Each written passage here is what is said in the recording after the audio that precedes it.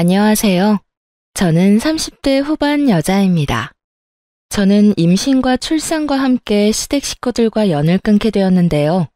오죽했으면 저와 남편이 시댁과의 연까지 끊게 되었는지 제 이야기 한번 들어주실래요? 저는 누나만 2명인 종갓집 귀한 아들과 결혼한 며느리였고, 그와 반면에 저는 그저 평범한 집안의 외동딸이었어요. 종갓집 맏며느리. 생각보단 괜찮았어요. 시누이들이 있다고 한들 모두 시집들을 갔을 뿐더러 자식까지 있으니 산다고 바빠 저에게 크게 시집살이 시킨다거나 간섭을 하는 일도 없더라고요.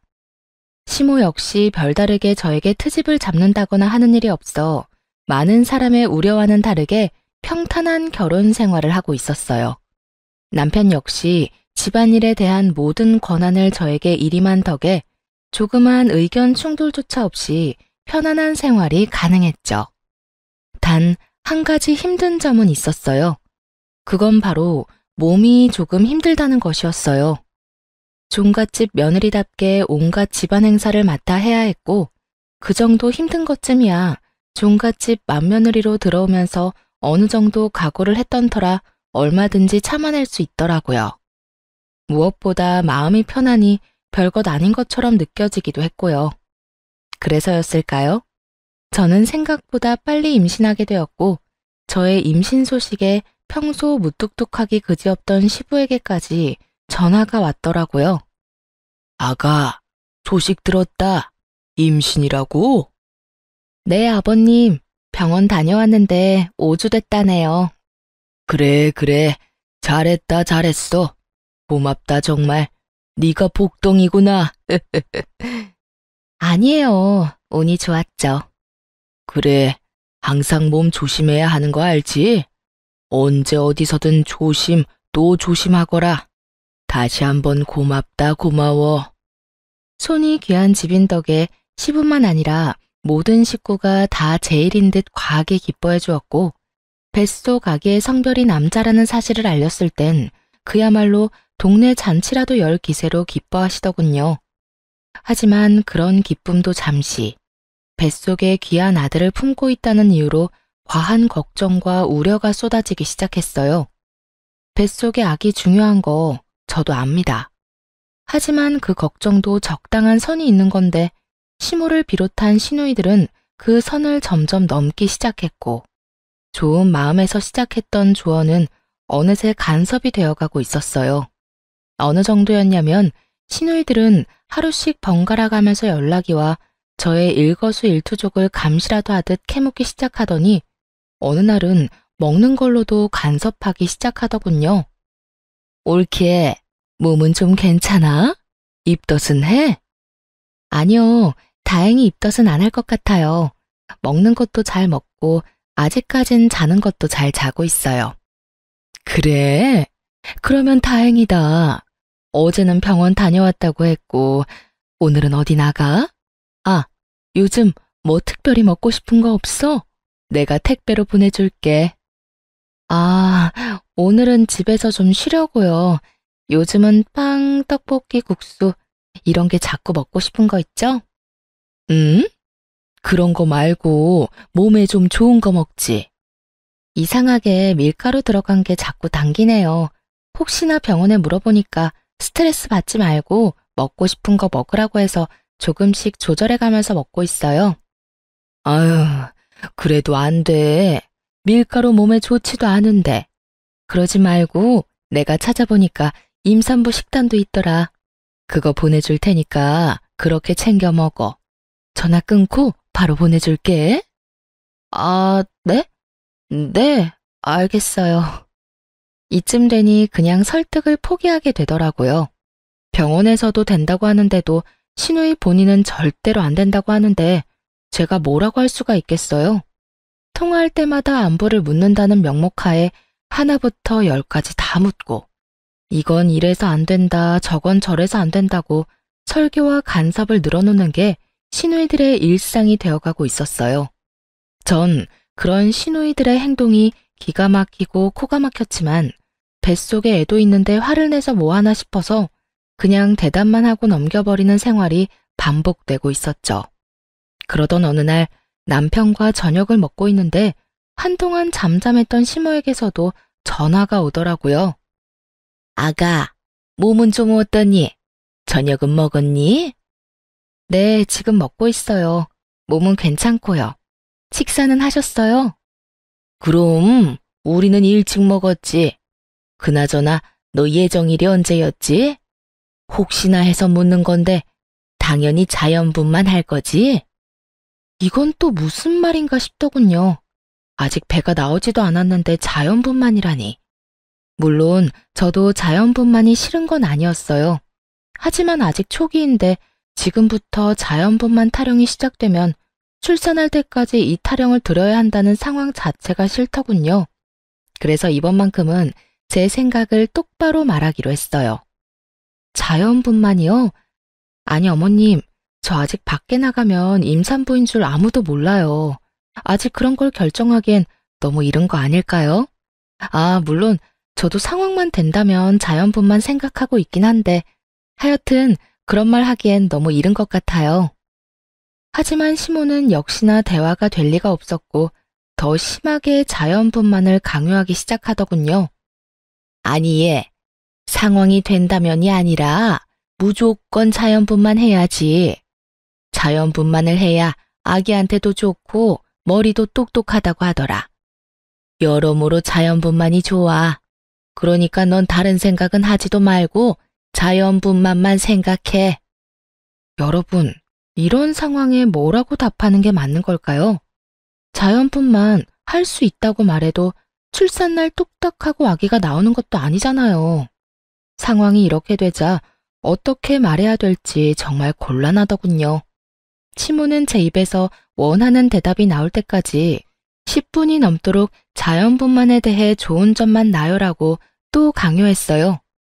제가 가뜩이나 어두운 표정으로 전화를 받고 있자 남편이 걱정되는 얼굴로 가까이 오더라고요. 그래서 일부러 전화를 스피커로 돌렸죠. 시모 입에서 자연분만이라는 단어가 3번째 나오는 순간 남편이 시모에게 노발대발 화를 내기 시작하더군요. 아, 엄마, 제발 좀 그만해. 엄마 극성에 뱃속의 아기도 스트레스 받겠다. 아직 출산하려면 멀었는데 벌써 무슨 자연분만이야? 아니, 아들, 옆에 있었어? 아니, 엄마는 다 우리 손주 생각해서 그러지. 엄마 손주이기 전에 우리 아기야. 그러니까 이제 좀 그만해. 아기 나올 때 되면 우리가 자연분만할지 수술할지 알아서 잘 결정해서 나을 테니까. 아들, 수술이라니. 엄마는 너희 셋 다 자연분만으로 낳았어. 그러니까 봐라. 너희들 얼마나 건강해. 건강은 무슨? 나 잔병치레 엄청나게 하면서 큰 거 기억 안 나? 엄마가 내 병원비로 병원 기둥 하나는 세웠다고 했던 거 기억 안 나냐고. 아무튼 한 번만 더 이 사람한테 전화해서 이상한 소리 해봐. 전화 차단해버릴 거야. 그리고 누나들도 똑같아. 이 사람한테 다들 쓸데없는 연락도 하면 다 차단해버리고 나중에 아기 얼굴도 안 보여줄 거야. 그래도 되지? 그게 무슨 소리니?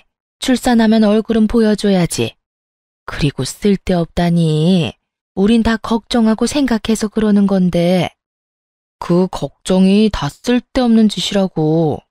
이 사람이 굳이 아무 말 안 하니까 나도 이때까진 가만히 있었는데 오늘 엄마 말하는 거 들어보니 도저히 안 되겠네. 이러다 진짜 사람 피말려 죽이겠어. 그러니까 엄마 손주 무사히 세상 빛 보게 해주고 싶으면 이 사람한테 전화해서 왈가왈부 간섭 좀 하지 마. 그럼 끊어. 남편은 시모에게 한마디도 지지 않고 자기 의사를 분명하게 전한 뒤 전화를 끊어버렸고 당황하기도 놀라기도 해 가만히 남편을 보고 있는 저를 보며 이렇게 말하더군요. 미안해. 우리 집 식구들 왜 이러는지 모르겠어. 아무튼 이때까진 당신이 나서지 말라는 말도 있기도 했고 큰 소리 나는 게 싫기도 해서 참고 있었는데 앞으로는 내가 알아서 할 테니까 이제부턴 당신은 한 발 물러서 있어. 이렇게까지 강하게 말할 줄은 몰랐는데 속으로 많이 놀랐어요. 그리고 앞으로도 가족들 앞에서 완벽한 제 편이 되어줄 것 같아 안심도 되었고요. 주변에 물어보니까 이런 건 남자가 중간에서 잘해야 한다더라. 그러니까 혹시나 나 없을 때 엄마나 누나가 또 그러면 당장 나한테 말해.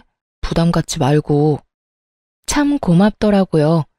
괜히 임신한 유세 부린다는 말을 듣고 싶지 않아 참고 있긴 했지만 사실 한계치에 다다르긴 했었기에 이 타이밍에 나서준 남편이 더없이 든든하더군요. 가끔 연락이 온다고 한들 사람 마음이 웃긴 게 남편이 이렇듯 제 편을 들어주니 시모와 시누이들이 간섭해도 그러려니 하며 큰 스트레스는 받지 않게 되더라고요. 하여튼 그날 이후 남편의 으름장이 제대로 먹히긴 했는지 시댁 식구들의 연락은 눈에 띄게 줄어들었어요. 아주 가끔 시아버지가 연락이 와서 먹고 싶은 건 없는지 물으며 며느리 먹고 싶은 건 다 사줘야 한다며 용돈 보내주시는 것 말고는 없었죠.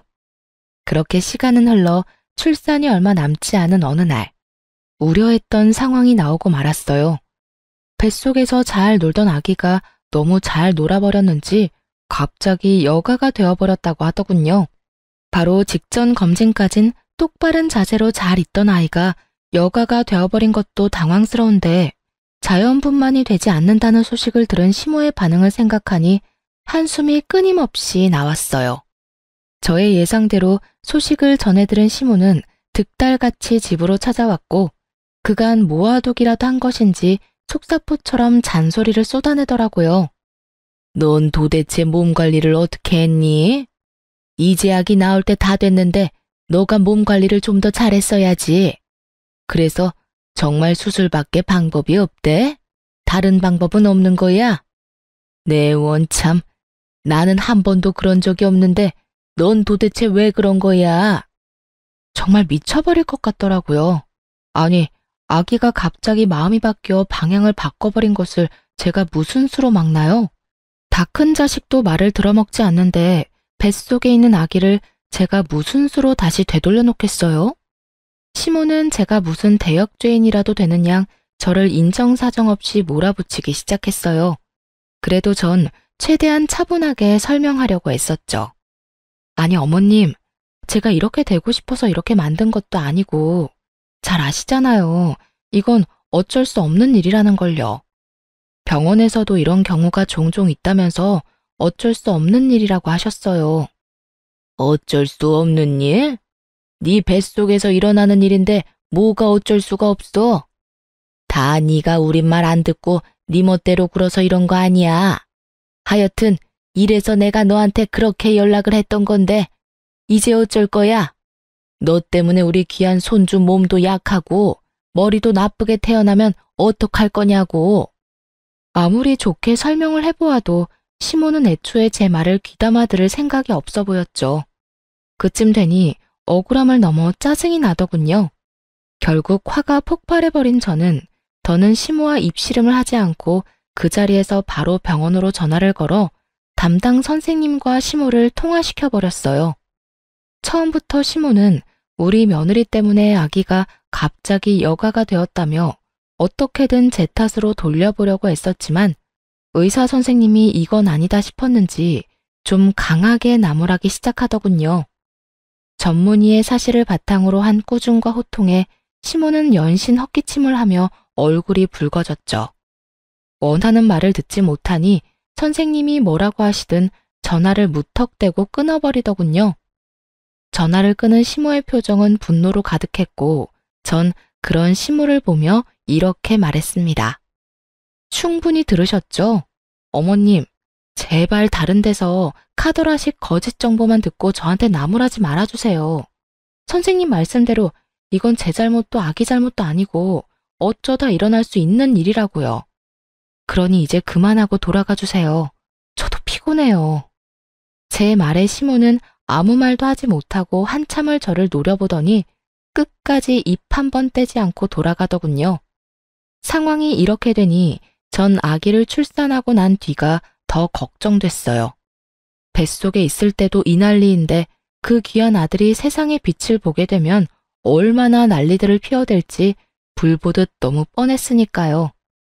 그렇게 저의 우려와 걱정이 커지는 사이 만삭을 지나 출산 2일을 앞두고 있었고 화장실이 급해 화장실로 갔는데 그날따라 소변이 끊이지 않고 계속 나오더라고요.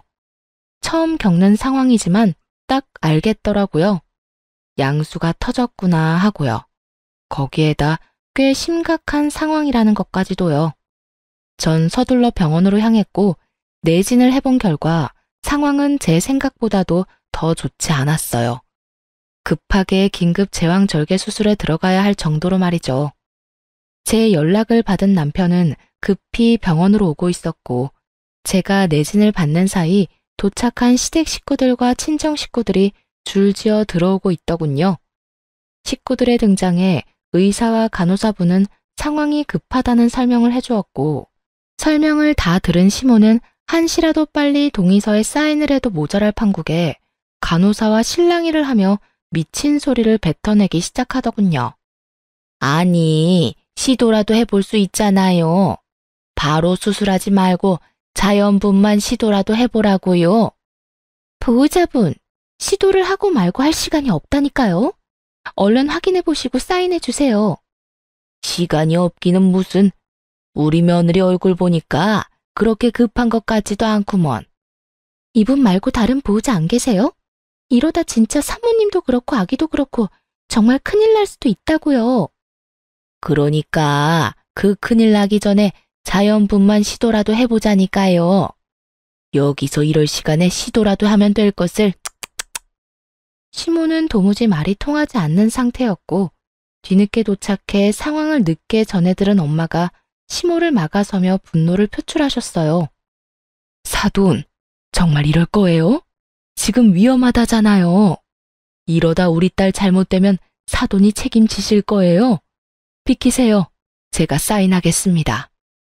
어이구, 잘못되기는 무슨. 사람이 그렇게 쉽게 죽는 줄 알아요? 우리 때는 이런 의료기술 없어도 다 잘만 나았다고요. 정말 몸만 멀쩡하다면 미친 소리를 해대는 시모의 머리채를 모조리 다 잡아 뜯어버리고 싶은 심정이었습니다. 친정엄마도 같은 심정인지 얼른 수술실로 들어가자며 동의서에 사인하려는 걸 시모가 온몸으로 막아서는 아주 어이없는 상황이 펼쳐졌죠. 모든 상황을 지켜보던 의사 선생님도 큰 소리를 내며 얼른 사인하라고 닥달하기 시작했어요. 그 정신이 어지러운 순간에도 귀가 아플 정도로 시끄럽게 싸우는 두 사람 때문에 남편이 얼른 도착하기만을 기다렸어요. 자칫하면 엄마와 시모가 분만실에서 몸싸움이 날 수 있는 조마조마한 순간이었거든요. 그 순간 뒤늦게 나타난 신랑의 우렁찬 목소리가 들리더군요. 엄마, 미쳤어? 도대체 뭐 하는 거야? 엄마 진짜 제정신이야? 누나들은 도대체 엄마 안 말리고 뭐 하고 있어? 정말 살았다 싶더라고요. 남편은 노발대발 화를 내면서도 빠르게 수술 동의를 해주었고 전 그렇게 수술에 들어갈 수 있었습니다. 수술에 들어가는 동안에도 수술을 받는 동안에도 이게 무슨 일인가 싶더군요. 수술실의 차가운 기운에 몸이 떨리는 건지 시모와 시누이들의 행동에 몸이 떨리는 건지 알지 못할 떨림을 느끼며 저는 다짐했어요. 불효자 소리를 듣더라도 시모와 시누이들은 더는 제 가족에 그리고 저에게 간섭하지 못하게끔 독하게 변하겠다고요.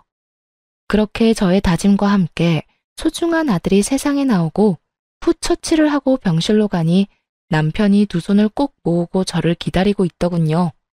얼마나 울었는지 눈이 퉁퉁 불어서 말이죠. 여보, 나 진짜 당신 잘못될까봐 너무 무서웠어. 당신도 많이 무서웠지. 내가 늦어서 너무 미안해. 내가 진짜 입이 10개라도 할 말이 없다. 울긴 왜 울어. 누가 보면 당신이 출산한 줄 알겠다. 아, 정말 내가 대신 낳아주고 싶은 심정이더라니까. 하여튼 앞으로 나만 믿어. 내가 더 큰 방패막이 되어줄게. 다신 이런 상황에 혼자 두지 않도록 노력할게. 무사히 돌아와줘서 고마워, 여보. 남편은 독하게 마음을 먹었는지 시모와 시누이들은 병실에는 오지도 못하게 막아버렸고 그렇게 퇴원날이 다가왔어요.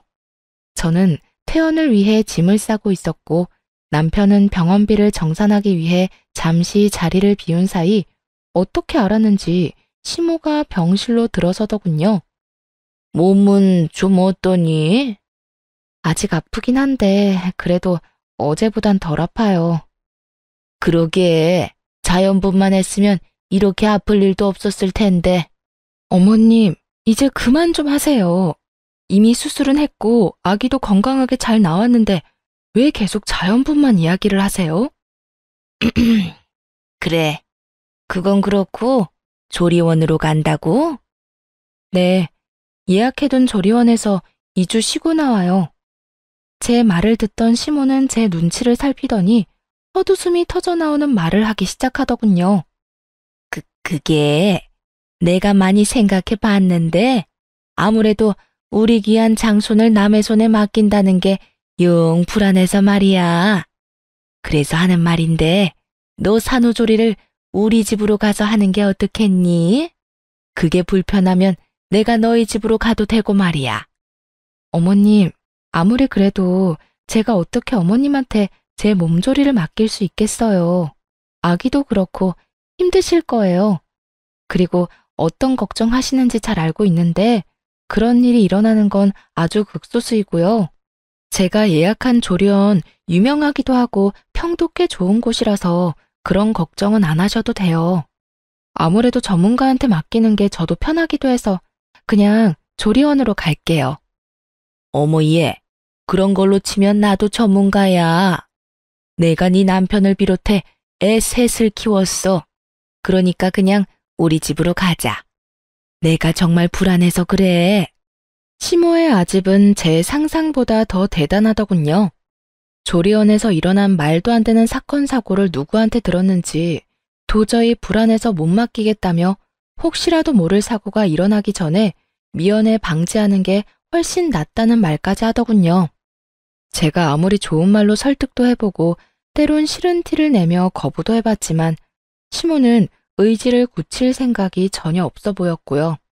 사실 조리원 예약금을 시부가 내주신 거라 다른 여러 사연들처럼 조리원 비용이 아까워 안 보내려는 상황도 아니고 정말 장손이 다칠까봐 걱정되는 마음이 느껴져서 그렇게 기분이 나쁘지만은 않더라고요.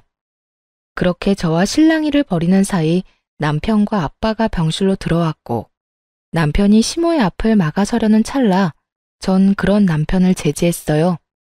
이번에도 남편을 등에 업고 이 상황을 모면하면 당장은 편하겠지만 계속해서 그렇게 피해봤자 소용없다는 생각이 들었어요. 그래서 전 좀 더 독하게 나가기로 했죠. 이제 저도 지켜야 할 자식이 있는 엄마였으니까요. 그래요, 어머님. 제가 갈게요. 그 대신 저 정말 아무것도 안 하고 오로지 몸조리에만 신경 쓸 거예요. 삼시세끼 다 챙겨주시고요. 당연히 뒷정리는 물론이고 하루에 한 번씩 제가 있는 방 청소도 해주세요. 그리고 저는 수유하는 시간 말고는 아기 돌보지 않을 거예요. 밤에도 물론 수유할 때만 아기 돌볼 거고요. 그러니까 나머지 시간엔 어머님이 아기 다 돌봐주셔야 해요. 그리고 만약 지내는 동안 조금이라도 제가 불편하다거나 저한테 조금의 일이라도 시키시면 당장 짐 싸서 조리원으로 들어갈 거예요. 그래도 제가 어머님 댁에 가서 조리하길 바라세요? 이거 다 해주실 수 있어요?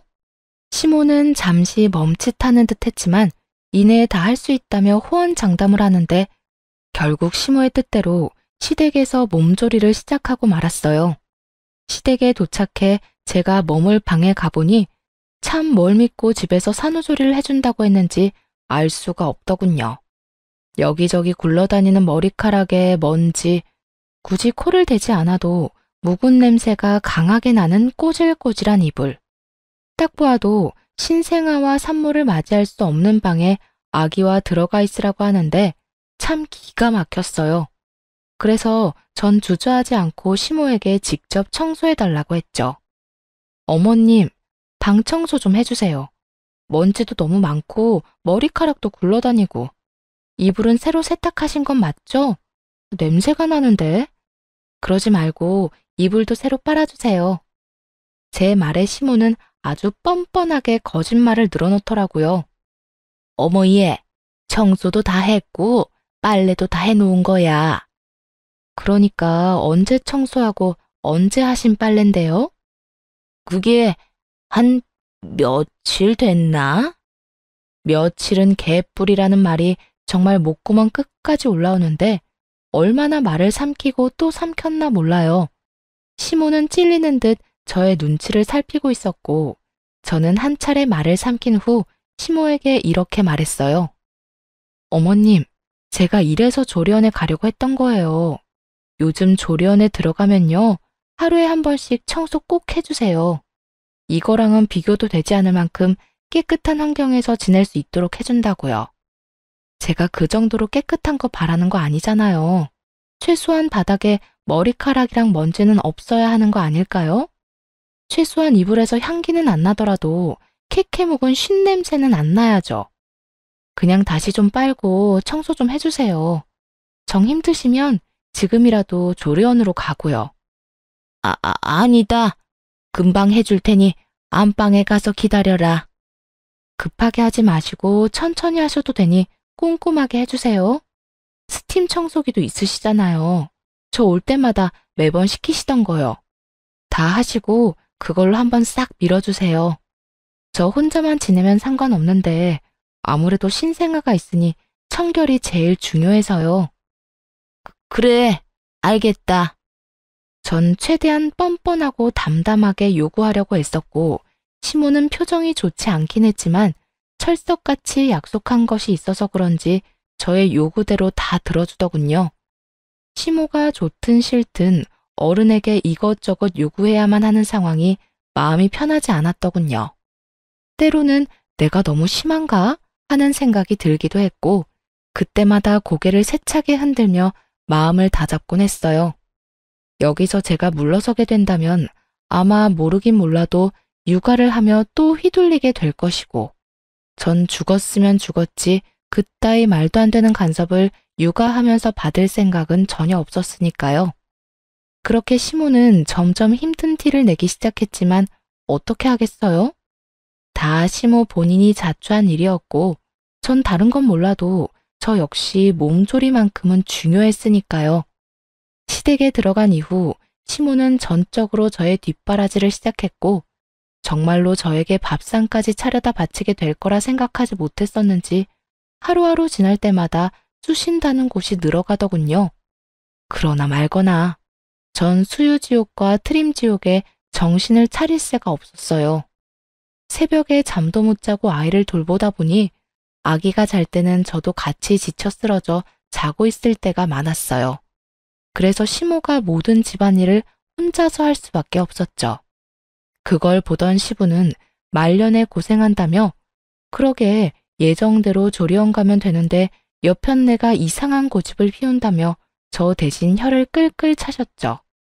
아이만 3명을 키웠다며 큰소리 떵떵 치던 시모도 이 정도로 힘든 줄은 몰랐는지 날이 갈수록 말수도 줄어들고 얼굴살도 빠지셨더라고요.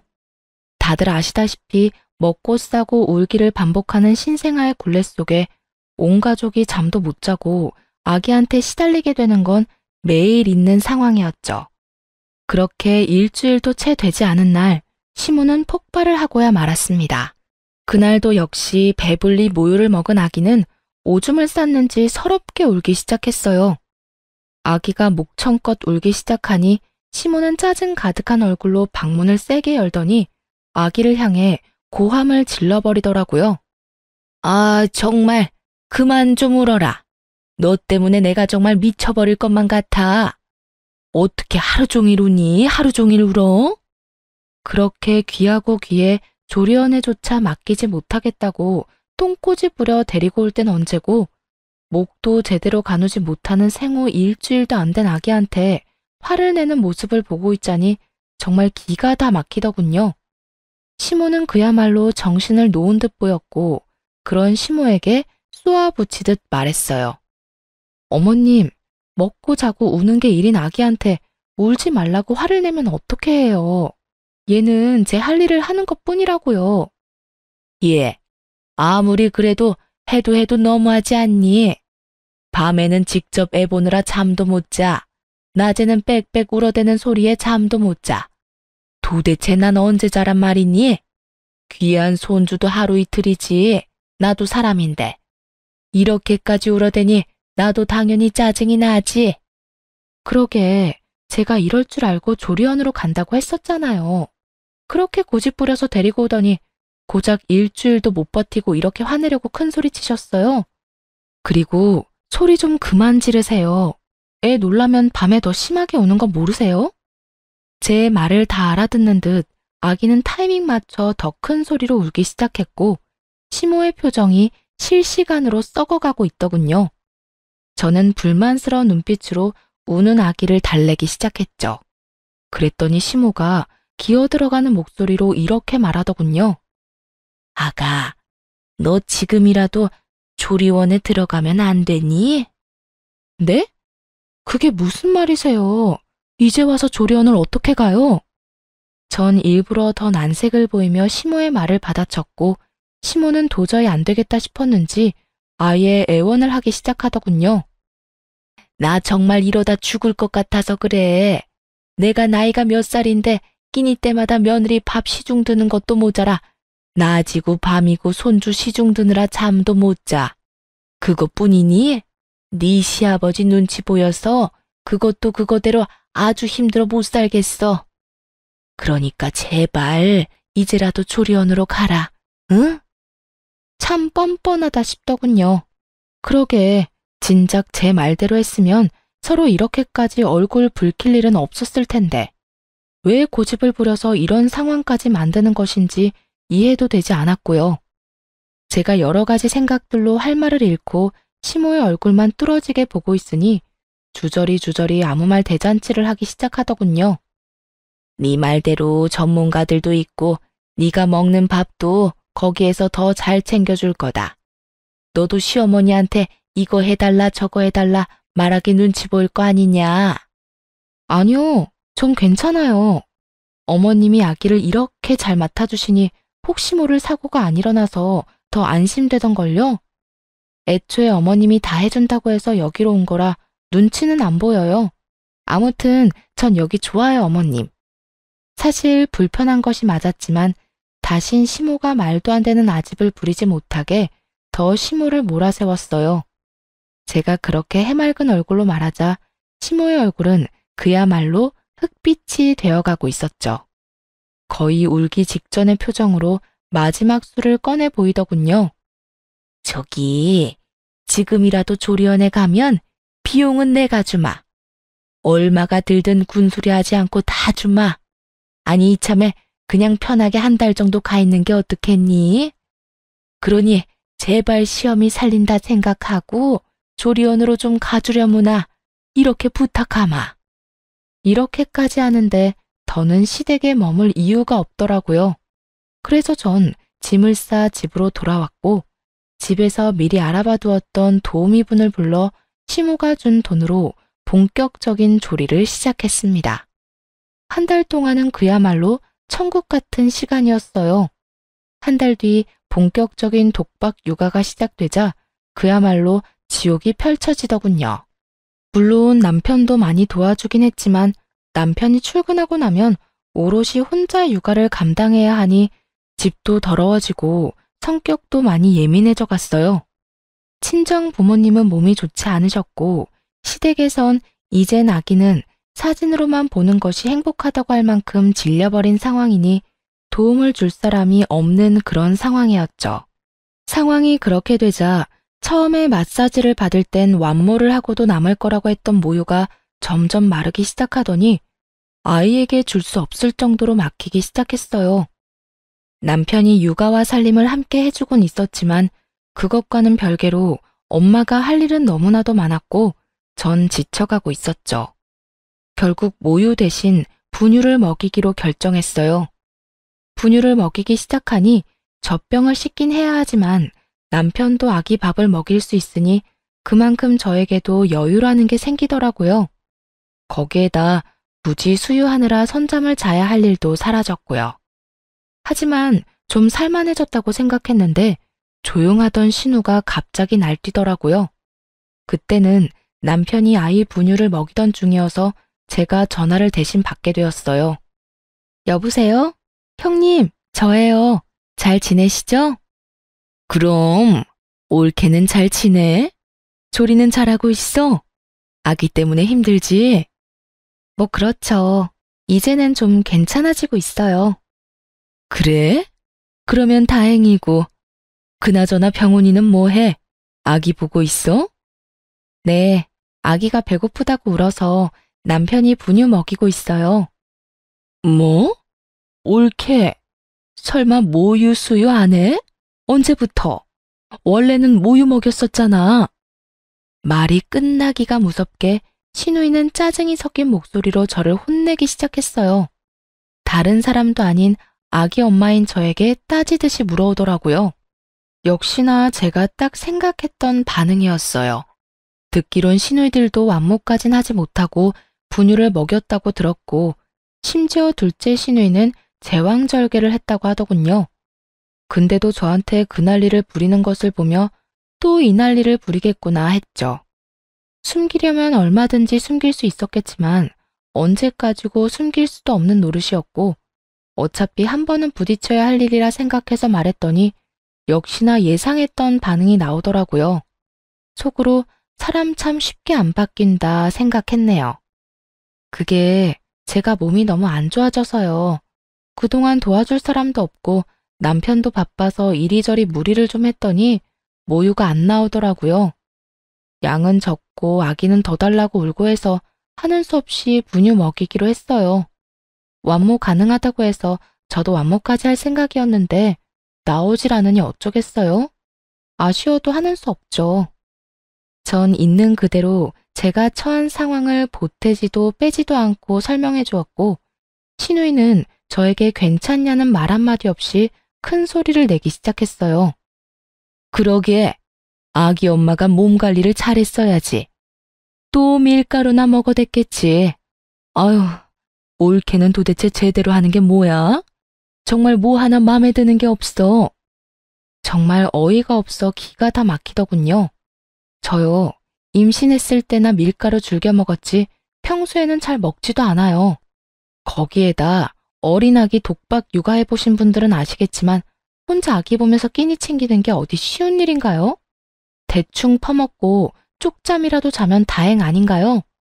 시누이가 애도 없는 것도 아니고 뻔히 사정을 다 알면서 그렇게까지 몰아붙이니 더는 참을 수가 없더군요. 아니 형님, 그렇게 말하면 제가 섭섭하죠. 같은 여자로서, 아니, 같은 사람으로서 몸이 안 좋아서 모유까지 안 나온다고 하면 예의상 몸은 괜찮냐고 한마디쯤은 물어봐야 하는 거 아닌가요? 아니, 난 그게 순간적으로 흥분해서. 그래서 몸은 괜찮아? 아니요, 안 괜찮아요. 끼니도 제대로 못 먹고 잠도 제대로 못 자고 그렇다고 해서 누가 도와주는 사람 한 명 없고, 그래서 모유가 안 나와서 저도 참 안타깝게 생각하고 있으니 형님은 더는 나무라지 말아주세요. 뭐라고? 올케, 무슨 말을 그렇게 섭섭하게 해? 나는 다 먼저 육아해본 육아 선배로서 조언해주는 거야. 올케도 할 거 아니야.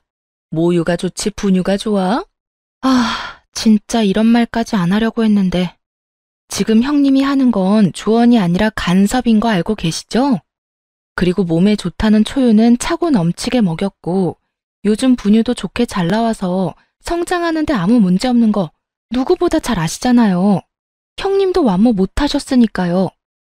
그러니까 이제 간섭 좀 그만하시고 앞으로는 내 새끼는 내가 어련히 알아서 잘 보살필 테니 제발 이런 식으로 선 넘는 간섭은 하지 말아주세요. 쏘아붙이는 제 말에 시누이가 어버버하는 사이 저는 전화를 끊어버렸고 날이 선 저의 고함에 남편이 화들짝 놀라 방에서 나오더군요. 남편은 저에게 왜 그러냐고 물었고 저는 씩씩거리며 시누이와 있었던 일을 말해주었죠. 인상을 잔뜩 찌푸린 채 저의 이야기를 듣던 남편은 시누에게 전화해 저번처럼 또 불같이 화를 내더라고요. 누나, 진짜 미쳤어? 누나가 뭔데 이 사람한테 몸 관리를 제대로 하란 말아야. 누나가 이 사람 약이라도 한번 사준 적 있어? 아니면 몸에 좋다는 영양제라도 챙겨준 적 있어? 내가 분명히 말했지. 이 사람한테 그딴 말 하지 말라고. 말이야 바른 말이라고. 누나가 무슨 권한으로 내 새끼한테 감나라 배나라야. 우리가 부모인데 우리가 어련히 알아서 하지.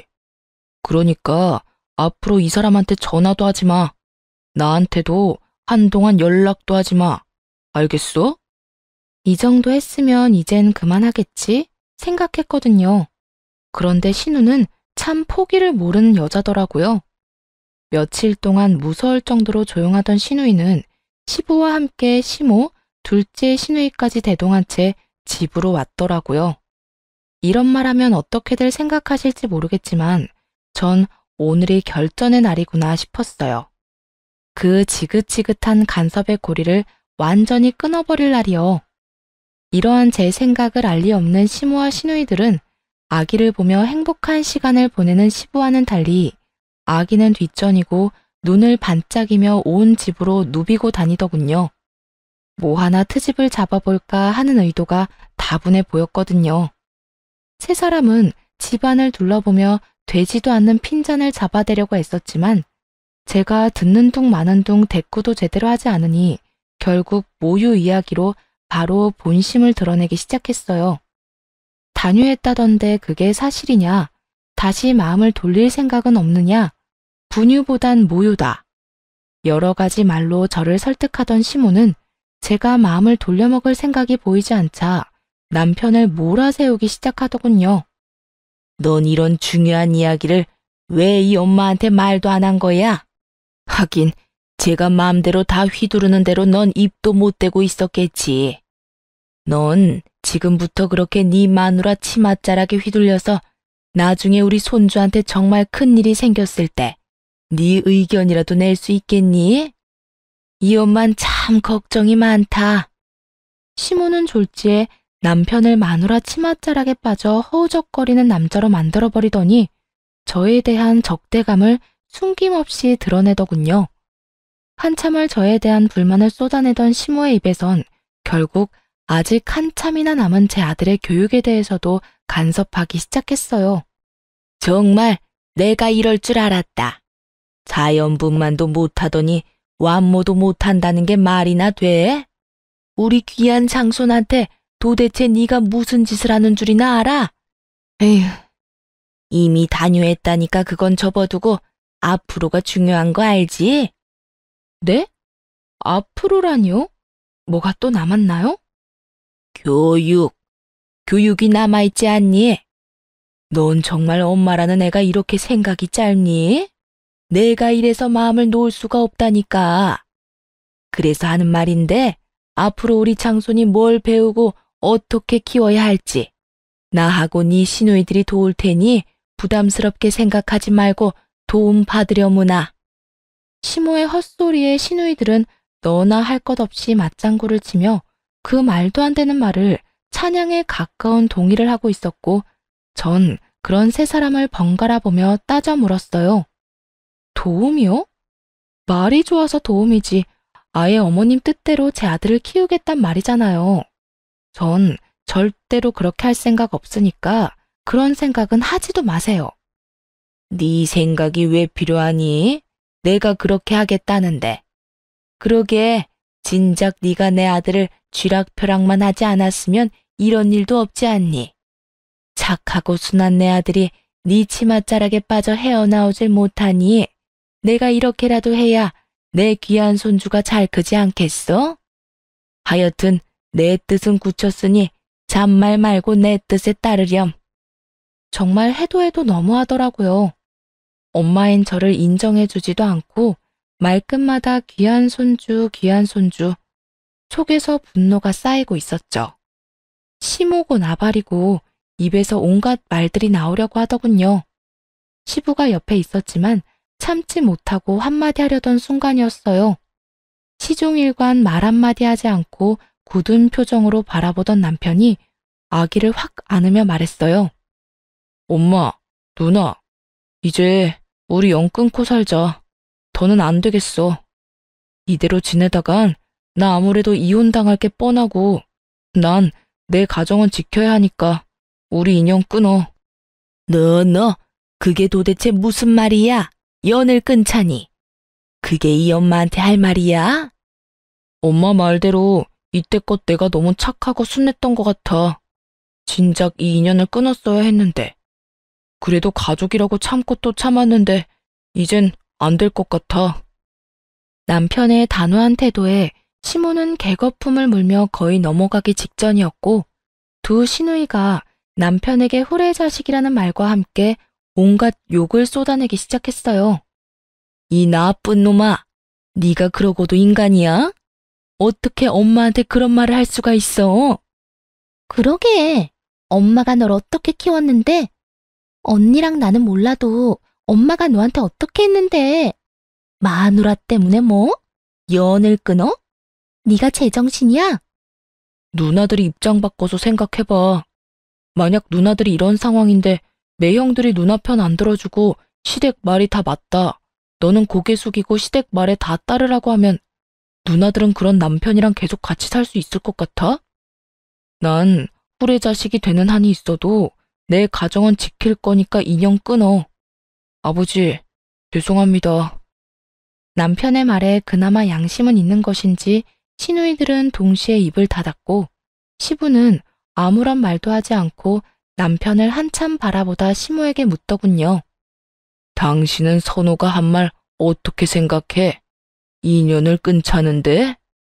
어떻게 생각하냐니요? 당연히 말도 안 되는 소리죠. 이게 다 전연 때문이라고요. 장손 낳아줬다고 오냐오냐 했더니 아들 하나 낳은 것 말고는 맘에 드는 게 하나도 없다고요. 이래서 집안에 여자가 잘 들어와야 한다고 하는 거라고요. 이거 보세요.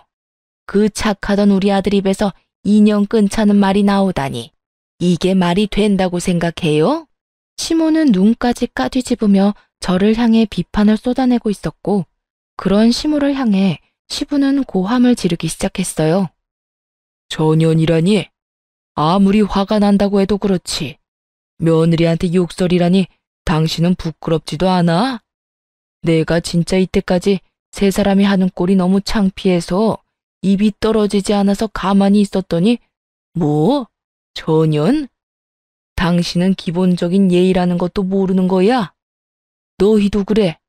뭐 하나 도와줄까 몸을 바쁘게 움직여도 모자란 판국에 얼뜯지 못해 안달들이나 입 놀리는 꼴이 한심하고 실망스럽구나.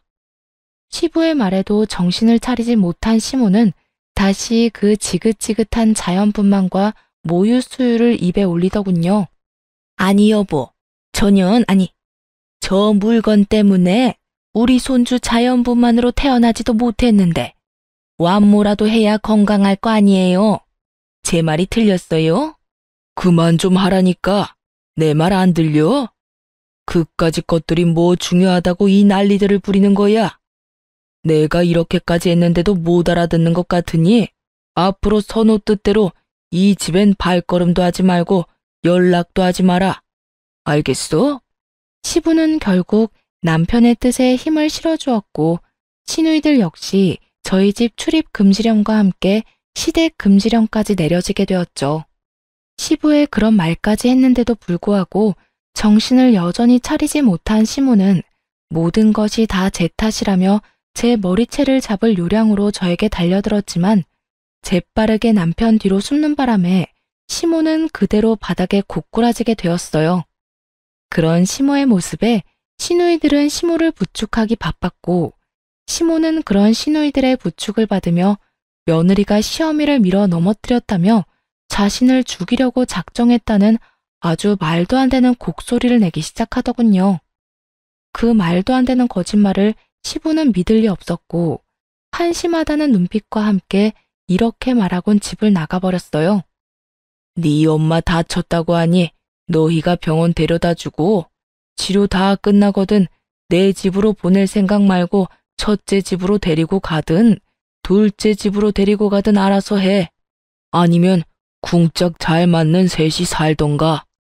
결국 끝까지 정신 못 차리고 날뛰던 시모는 말년에 시부한테 쫓겨나게 생겼고 두 시누이는 시모가 짐같이 여겨졌는지 서로 미루려고 눈치만 살피더군요. 그런 세 사람을 바라보던 남편은 다신 찾아오지 말란 말과 함께 연을 끊자고 다시 한번 강조하며 세 사람을 차례대로 쫓아내버렸어요. 전 그런 남편의 뒤로 시모와 시누이들의 신발을 현관문 밖으로 던져주었고, 그렇게 시모와 시누이들과의 연을 끊어버렸습니다. 그 후로 시모는 시댁으로 찾아가 시부에게 무릎을 꿇고 빌었지만 시부는 받아주지 않았다고 해요. 3개월이 넘는 시간 동안 시모가 날마다 찾아가 빌자 그제야 시모를 받아주었다고 하더군요. 물론 3개월이란 시간 동안 시모는 시누이들의 집을 전전하며 살았는데 둘 딸들이 얼른 나가라고 엄청 눈치를 줬나 보더라고요. 기가 팍 죽어서 시부 옆에서 잠자코 지내고 있다던데 지금까지 남편도 그렇고 저도 직접 연락한 적은 없네요. 아들 돌잔치 때는 시부만 참석했고 가끔 시부와 왕래하며 지내고 있죠. 남편과 시부는 저에게 세 사람과 영영 연을 끊고 살고 싶다면 그렇게 해도 상관없다고 해주었고 전 사랑하는 제 아들을 위해서라도 아직까진 세 사람과 왕래하며 지내고 싶진 않습니다. 남편은 여전히 저와 아들을 위해 기꺼이 가정에 힘써주고 있어요. 그 덕에 제 건강도 많이 회복된 상태이고요.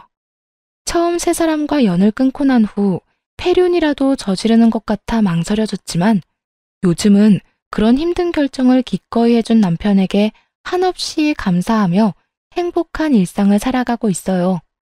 이래서 가정에는 남편의 역할이 중요한 것 같아요. 다른 집 남편들은 시댁에는 자주 방문하자고 하고 처가에는 발길을 탁 끊는다고 하던데 저희 남편은 막내인데도 불구하고 부모님에게 쓴소리도 할 줄 알잖아요. 비록 부모님에게 연 끊겠다는 심한 말까지 해버렸지만 그럼에도 남편은 가정을 지키기 위해 큰 결심을 내려준 거잖아요. 저는 항상 자기 전에 남편에게 말해요. 저랑 결혼해줘서 고맙다고 말이죠. 그럼 남편은 저에게 가족들 때문에 고생시켜 미안하다며 꼭 안아주거든요. 지금 생각해도 저는 결혼 참 잘한 것 같아요. 지금까지 제 사연은 끝입니다. 너무 남편 자랑이 길었나요? 혹시 이 사연을 듣고 계신 남성분들이 있으시다면 제 사연 지나치지 마시고 꼭 잘 들어주셨으면 좋겠어요. 결혼은 두 사람이 사랑해서 하는 거잖아요. 사랑하는 사람이 슬퍼하지 않도록 결단이 필요할 때는 가정을 지키기 위해 이런 선택까지 할 수 있어야 한다고 생각해요. 물론 모두 부모 자식 간의 연 끊으라는 얘기는 아니지만 서로를 위해 또 내 가정을 위해서라면 멀리 지낼 필요는 있다고 생각해요. 내 옆에 있는 사람이 알게 모르게 내 가족 때문에 상처를 받고 있지는 않는지 오늘부터라도 옆 사람의 말을 귀 기울여 주시면 좋을 것 같아요. 그리고 매일 따뜻한 말 한마디씩 건네주시면 더 좋고요. 부끄러워하면서도 분명 행복해하는 모습 보시게 될 거예요. 그런 말 한마디가 결혼 생활을 유지하는 큰 힘이 될 테니까요. 말이 너무 길었네요. 이만 마치겠습니다. 지금까지 들어주셔서 감사해요.